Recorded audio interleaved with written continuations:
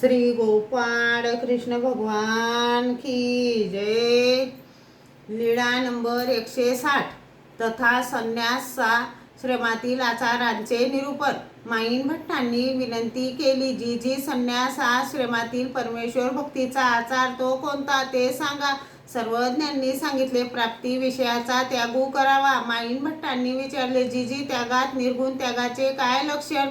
सर्वज्ञांनी सांगितले, मळ व त्यागू तो निर्गुण परमेश्वरा लागी काड कुड लोकू हे तिन्ही अंग व्हावी। तळ हाते भाली हाणावी।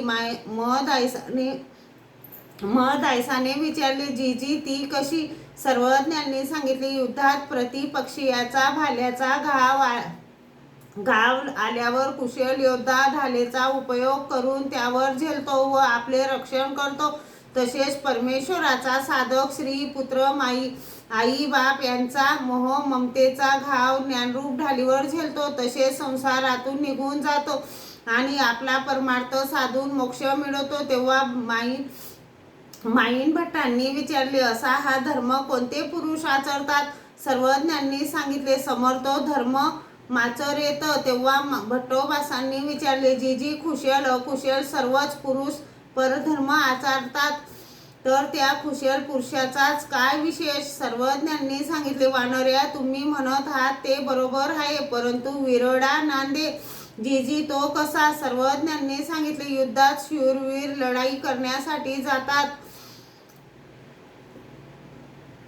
त्यात एक मरतो, एक जखमी होतो, एक पडतो, एक बेशुद्ध होऊन पडतो। त्यात तो आपल्याला घाव न लागू देता लढाई करून सर्वांचा पराभव करतो, असा तो एखादाच असतो व त्यांचेच पोवाडे गायले जातात। अशा पुरुषार्थाने तो वावरतो, प्रसिद्धीला पावतो। हो जी। माईन भट्टांनी विचारले, जी आम्ही असे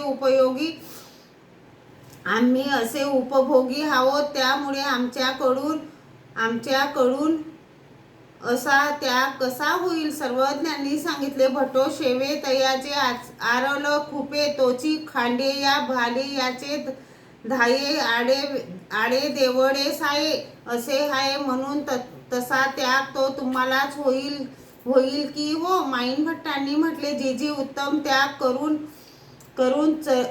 चर्यादृढ होई पावे तो तथा दैनंदिन चरितार्थ तर जर बरोबर चालला नाही तर तो पुरुष अस्वस्थ होईल की। सर्वज्ञांनी सांगितले, तुम्ही म्हणता ते तसेच आहे, परंतु जीवापासून पुरुष उठी तयाचे नेनो कोणीची सिद्धी ने। पुरुषे आपुले करणीय करोनी असावे, मग दैवे करावे ते दैवची करीला। पुरुष जेथुला प्रयत्न करी तेथुले दैव साह्या ते करी। श्री गोपाळ कृष्ण भगवान की जय।